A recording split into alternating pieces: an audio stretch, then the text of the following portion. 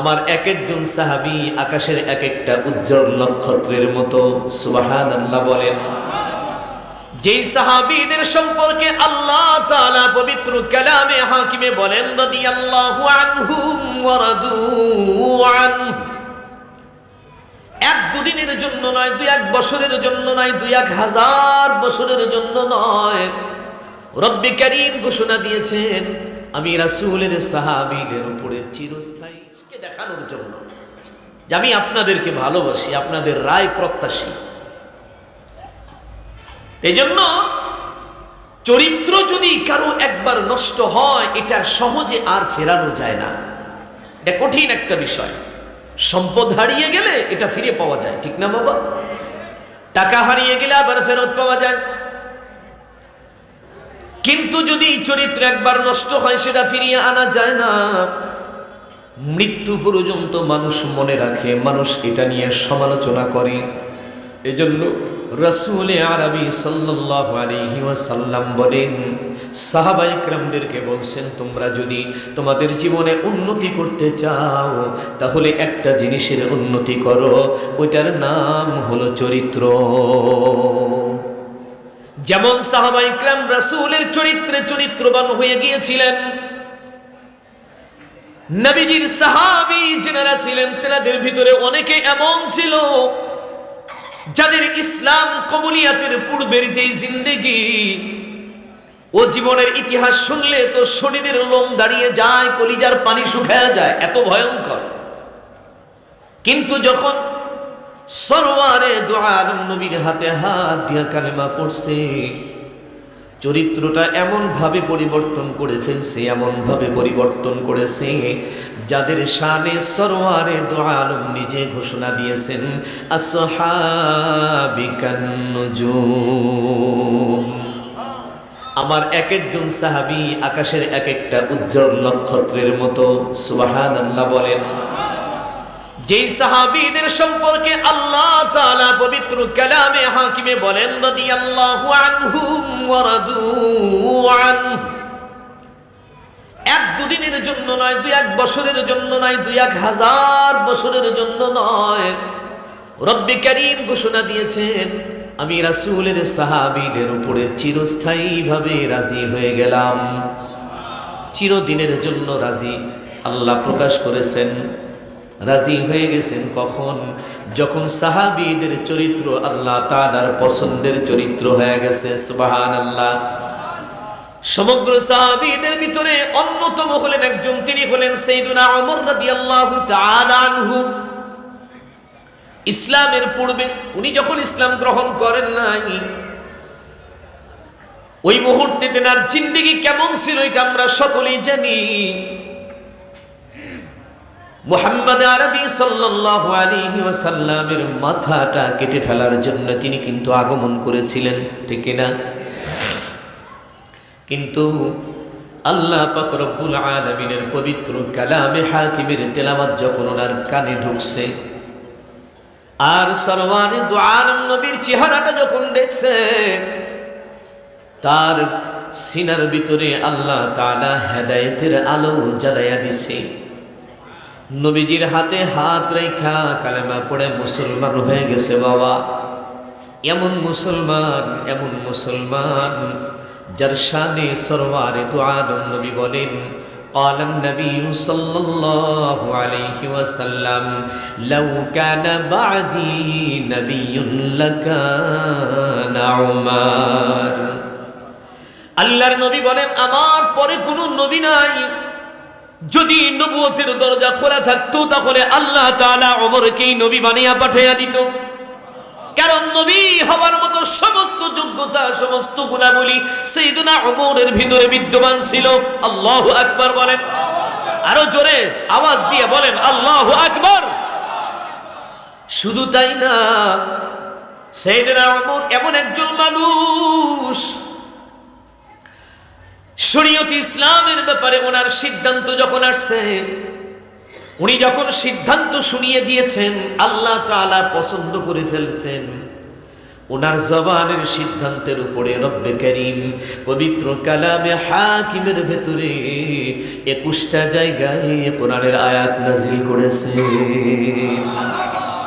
21টা জায়গায় কোরআনের আয়াত নাজিল করা হয়েছে ওনার সিদ্ধান্তের উপরে। আল্লাহ কবুল করছেন। আধ্যাত্মিক জগতের এক মহান সম্রাট তিনি ছিলেন, যার দিলের চোখ খোলা ছিল। মসজিদে নববীর মিম্বারের উপরে বসা তিনি, মসজিদে নববীর মিম্বারে দাঁড়ায়া উনি চোখ বন্ধ করেছেন। তো ওই 100 মাইল দূরের এক যুদ্ধক্ষেত্র, যেখানে হযরতে সারিয়া নামে একজন সাহাবী যুদ্ধ করতেছিল।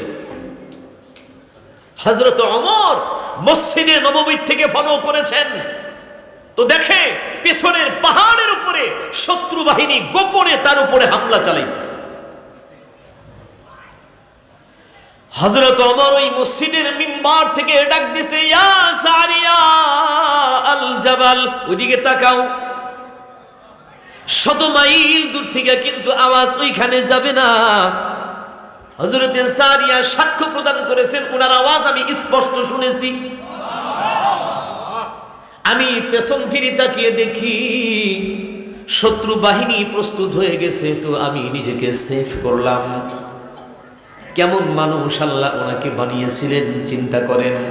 এই চরিত্রটা কিন্তু নিজে নিজে হয় নাই, এটা আল্লাহর রাসূলের সহবতে থাকার কারণে, রাসূলের চরিত্রে চরিত্রবান হওয়ার কারণে এত দামি মহামূল্যবান একটা চরিত্র তিনি পেয়েছেন। শুধু কি তাই, মদিনার বুকে রাইতের বেলা কে কি স্বপ্ন দেখে এই খবরটাও হযরত ওমরের কাছে থাকতো।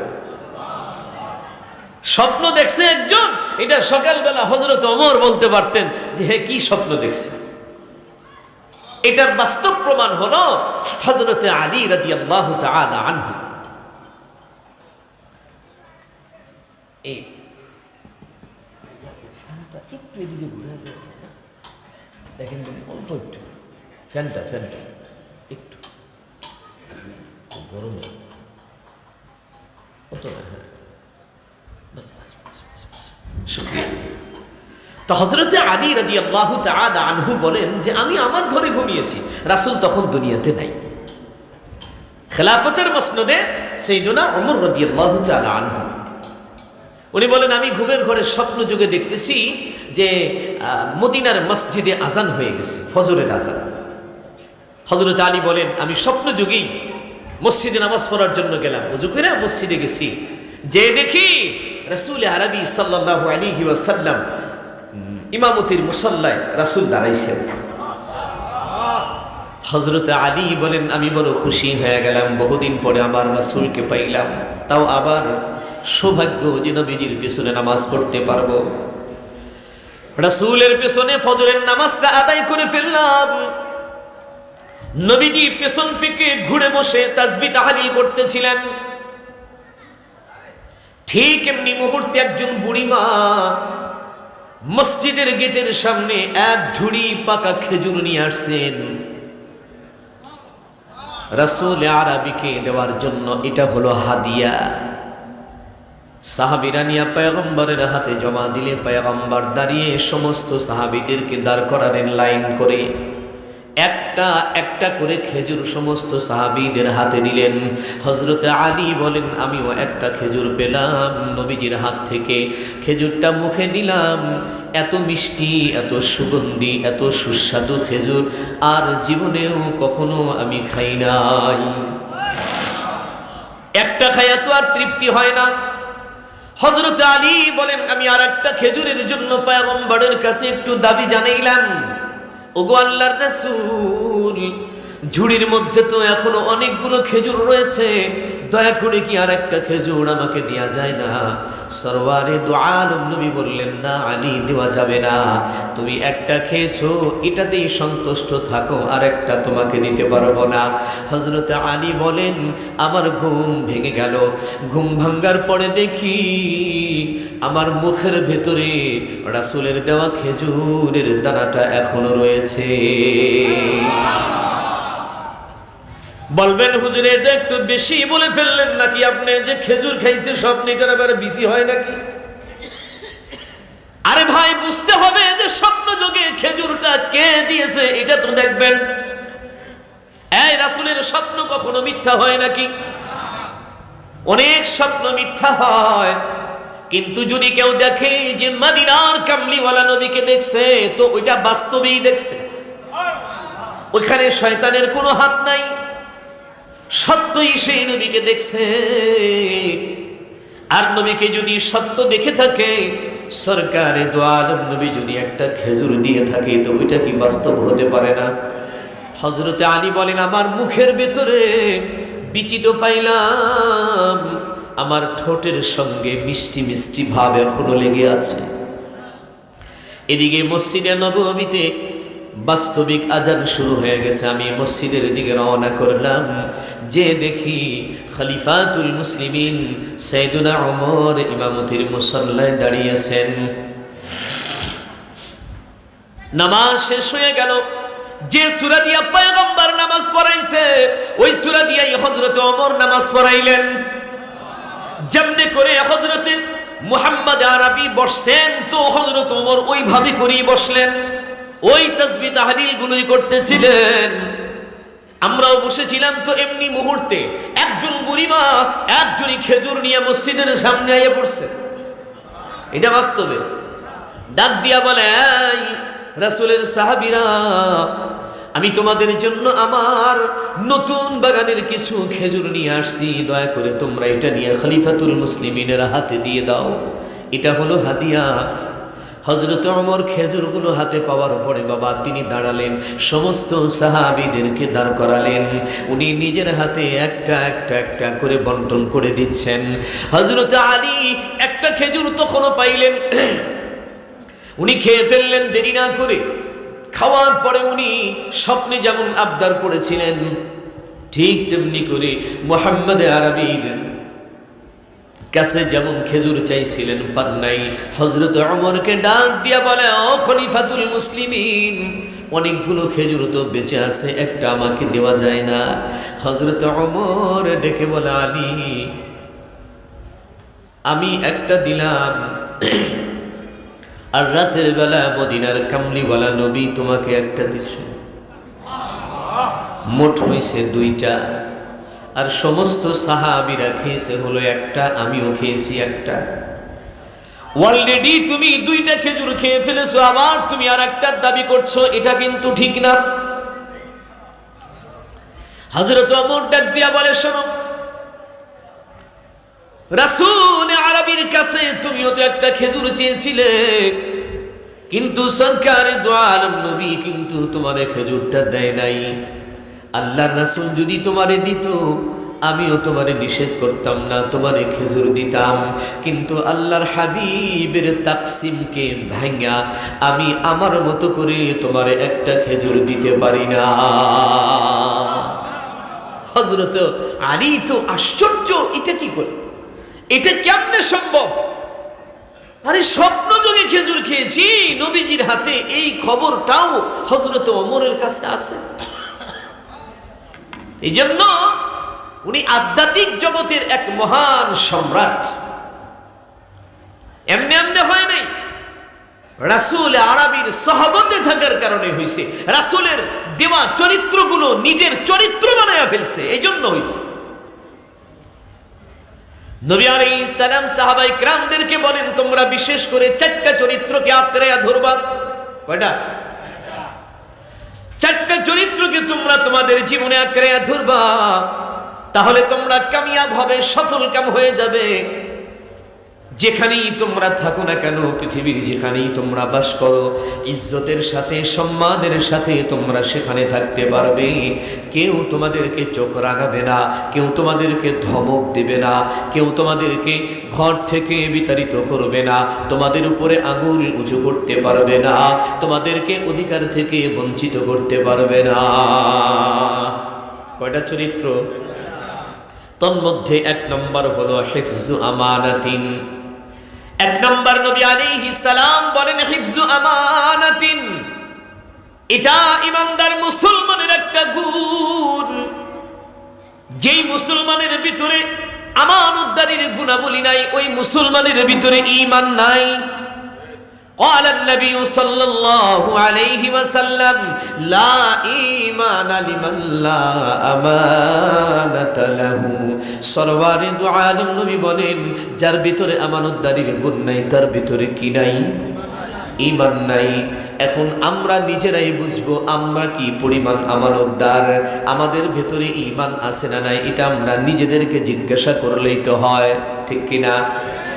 তবে নবী আলাইহিস সালাম বলেছেন আমানতদারি এটা মুসলমান ইমানদারের একটা গুণাবলী। যেমন দেখেন সরকারে দু আলম নবীজি রাত্রে হিজরত করবেন, কাফের কওমের মানুষগুলো নবীজির ঘরের চতুর্দিক দিয়ে কিন্তু ঘেরাও করে ফেলেছে, পয়গম্বরকে হত্যা করার একটা ষড়যন্ত্র চালাচ্ছে। হযরত আলী ছিলেন সরওয়ারে দু আলম নবী, হযরত আলীকে জাগায় তুললেন, আলী ওঠো। ওঠার পরে কিছু নাম তার তালিকায়, তার কিছু নাম ছিল, এগুলো হযরত আলীর কাছে দিলেন।